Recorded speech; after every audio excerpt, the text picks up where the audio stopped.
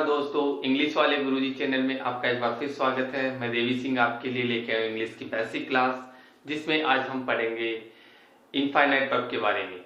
Infinite verb में भी infinitive चल रहा अपना। इन्फिनिटिव दो प्रकार के होते हैं, फुल इन्फिनिटिव और bare infinitive. Full infinitive to plus verb की फर्स्ट फॉर्म होती है और बेयर इन्फिनिटिव ओनली वर्ब की बेसिक फॉर्म, इसमें टू का प्रयोग नहीं किया जाता। तो पिछली क्लास में हमने फुल इन्फिनिटिव के बारे में डिटेल से डिस्कस किया था। आज हम बात करेंगे pair infinitive.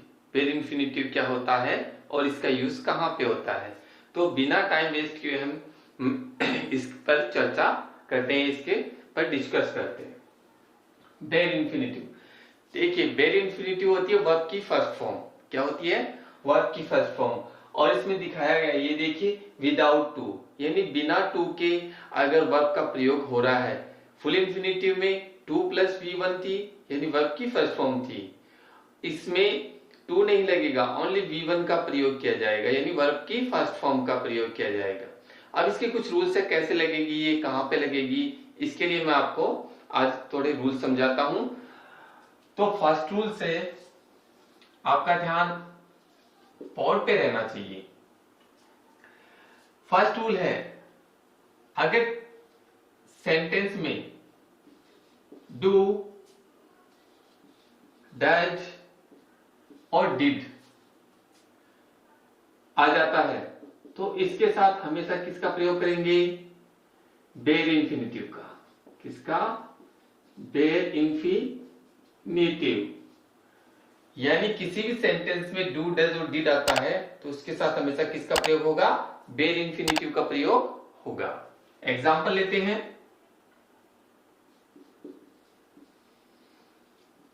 He does not play cricket।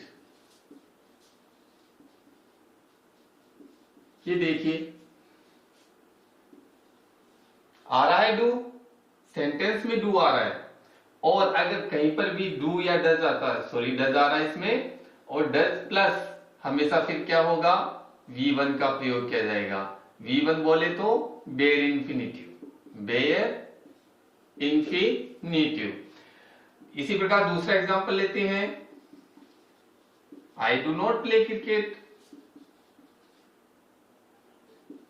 I do not play cricket. अब इसमें देखिए डू आ गया और डू प्लस V1, भाई क्या प्रयोग होगा? अगर सेंटेंस में डू आ गया तो V1 का प्रयोग होगा, तो ये बराबर क्या हो गया? Bear infinitive. V1 bear infinitive होती है ना।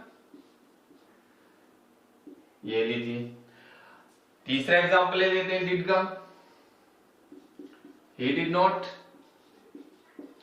did not play cricket। इसमें देखिए डिड आ गया और डिड के साथ हमेशा क्या करेंगे? V1, यानी डिड प्लस V1 बराबर bear infinitive.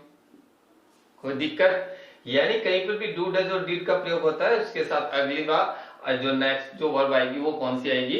To, sorry without to आएगी, और इसमें बेयर इन्फिनिटिव का प्रयोग होगा। एक एग्जांपल और लेते हैं। he did finish it। he did finish it। ये देखिए डिड आ गया और डिड के साथ क्या आएगा? यानी डिड आते ही डिड प्लस V1 क्या हो गया? V1। तो इस प्रकार क्या हो गया? बेयर इन्फिनिटिव हो गया ना। तो इस प्रकार समझ गए पहले रूल, इसका स्क्रीनशॉट ले सकते हैं। अब लेते हैं हम second rule. Rule number first था ये, अब लेंगे सेकंड रूल। सेकंड रूल आपने मॉडल्स तो पढ़े होंगे। जो मॉडल्स होते हैं कितने होते हैं? 10 और 13, यानी दोनों को मिला दिया जाए तो मॉडल्स कितने होते हैं? 13। कितने होते हैं? 13। तो जितने भी मॉडल्स होते हैं, मॉडल्स के साथ हमेशा किसका प्रयोग किया जाता है? बेयर इन्फिनिटिव का।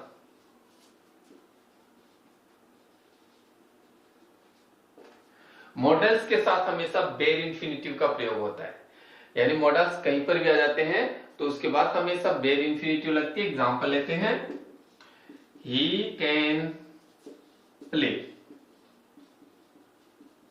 वह क्रिकेट खेल सकता है। दूसरा एग्जांपल ले लेते हैं, I will go to Jaipur. एक एग्जांपल ले लेते हैं, we should help the poor. यानी ये तीन एग्जांपल आपके सामने, और तीनों में देखिए, तीनों में देखिए मॉडल आ रहे हैं, मॉडल्स आ रहे हैं ना। और ये मॉडल्स के बाद में तुरंत देखिए किसका प्रयोग हो रहा है, किसका प्रयोग हो रहा है, यानी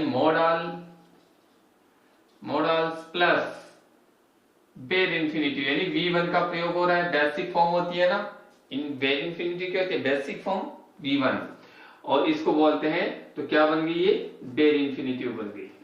कोई दिक्कत?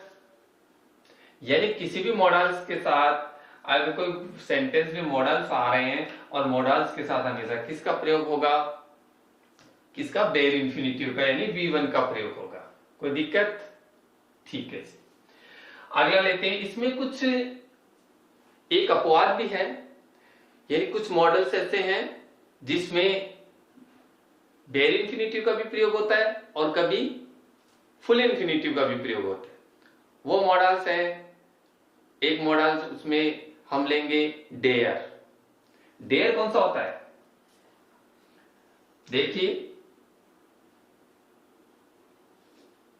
इसको आप इसी रूल्स में ले लेते हैं।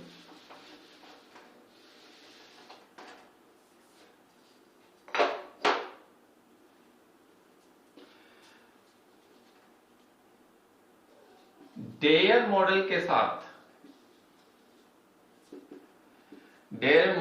साथ प्रयोग। अब डेयर मॉडल के साथ कैसे प्रयोग होता है देखना, यदि डेयर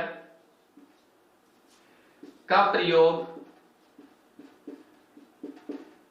एवी के रूप में होता है, एवी का मतलब ऑक्सिलरी वर्ब, हेल्पिंग वर्ब बोलते हैं इसको, क्या बोलते हैं, हेल्पिंग वर्ब,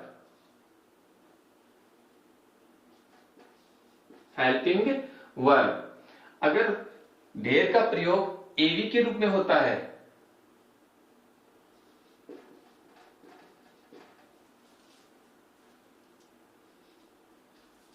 एवी के रूप में होने पर बेर इंफिनिटिव का प्रयोग होगा।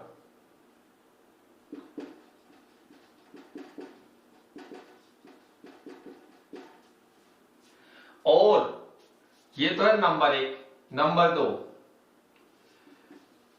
डेयर का प्रयोग मोस्ट यानी मेन वर्ब या मोस्ट वर्ब के रूप में होता है, तो फुल इंफिनिटिव का प्रयोग करेंगे।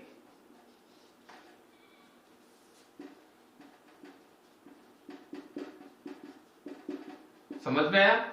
यानी डेयर, ध्यान दीजिए इस पे, डेयर का प्रयोग हेल्पिंग वर्ब के रूप में होता है सेंटेंस में। अगर डेयर सेंटेंस में हेल्पिंग वर्ब के रूप में आता है तो बेर इंफिनिटिव, अगर मेन वर्ब के रूप में आता है तो फुल इंफिनिटिव का प्रयोग होता है। एग्जांपल लेते हैं, he dare not abuse me. देखिए ये डेयर आ गया और ये डेयर का प्रयोग किसके रूप में हुआ है, नॉट आ रहा है, इसका मतलब ये एवी के रूप में हुआ नहीं हुआ, एवी हुआ ना, और एवी के रूप में हुआ है तो एवी के साथ हमेशा V1 का प्रयोग होगा, इसका मतलब कौन सा हो गया, बेर इंफिनिटिव। अब दूसरा एग्जांपल लेते हैं, समझ में आया ना, मतलब डेयर का प्रयोग हेल्पिंग वर्ब के रूप में हो रहा है। ये देखिए नॉट से पहले हेल्पिंग वर्ब के रूप में हो रहा है, इसका ये हेल्पिंग वर्ब होगी, नॉट से पहले कोई भी अगर वर्ब आती है तो हेल्पिंग वर्ब होती है, और वो क्या हो गया, यहां पे बेर इंफिनिटिव हो गया। दूसरा लेते हैं, he dare to abuse me. अब देखिए यहां पे, अब डेयर यहां पे क्या है भाई, main verb, most work, main work का काम कर रहे हैं, अब ये हेल्पिंग वर्क का नहीं।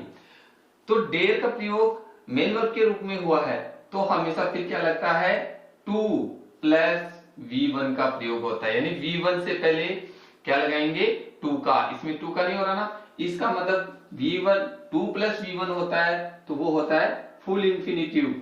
क्या होता है, फुल इंफिनिटिव। ठीक है, समझ में आ गया मॉडल।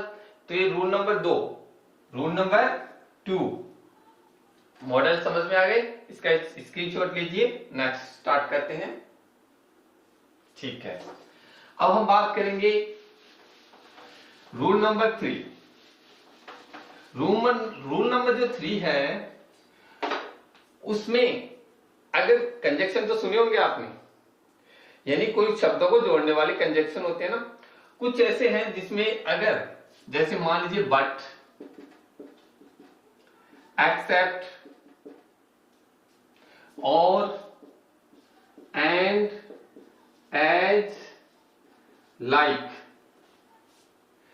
एक्सेप्ट, और, एंड, एज, लाइक और बट, अगर ये आ जाते हैं किसी भी सेंटेंस में, इनके बाद, तो इनके बाद किसका प्रयोग होगा, बेयर इंफिनिटिव का।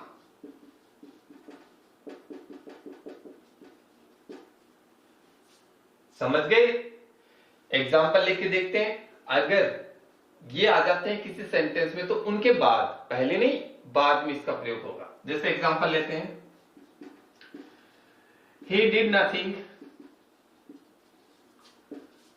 but waste time।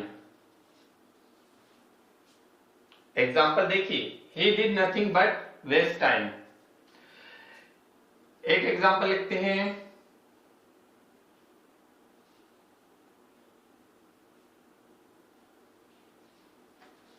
he want to play, he wants to play and do something।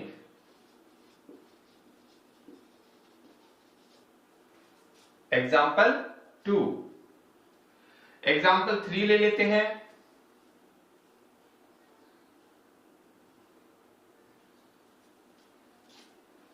चलिए 2 ही एनफ है। इसमें देखिए ये क्या आ रहा है सर, बट। मैंने कहा था किसी सेंटेंस में बट आ जाता है, दूसरे सेंटेंस में देखिए एंड, यानी बट और एंड आ जाता है, या फिर ये कोई भी कंजक्शन आ जाते हैं, तो उसके बाद हमेशा किसका प्रयोग होगा, V1। किसका प्रयोग, V1। V1 समझ गए। उनसे पहले फुल इंफिनिटिव का प्रयोग होगा अगर आते हैं तो। जैसे देखिए ये फुल इंफिनिटिव है ना, लेकिन इनके बाद हमेशा फुल इंफिनिटिव का प्रयोग ना होकर किसका प्रयोग होगा, सिर्फ देयर इंफिनिटिव का। एंड प्लस V1 बराबर देयर इंफिनिटिव। इसमें देखिए बट प्लस V1 बराबर बेयर इंफिनिटिव। कोई दिक्कत, क्लियर। चलिए ठीक है, आप इसका स्क्रीनशॉट लीजिए। Next rule start.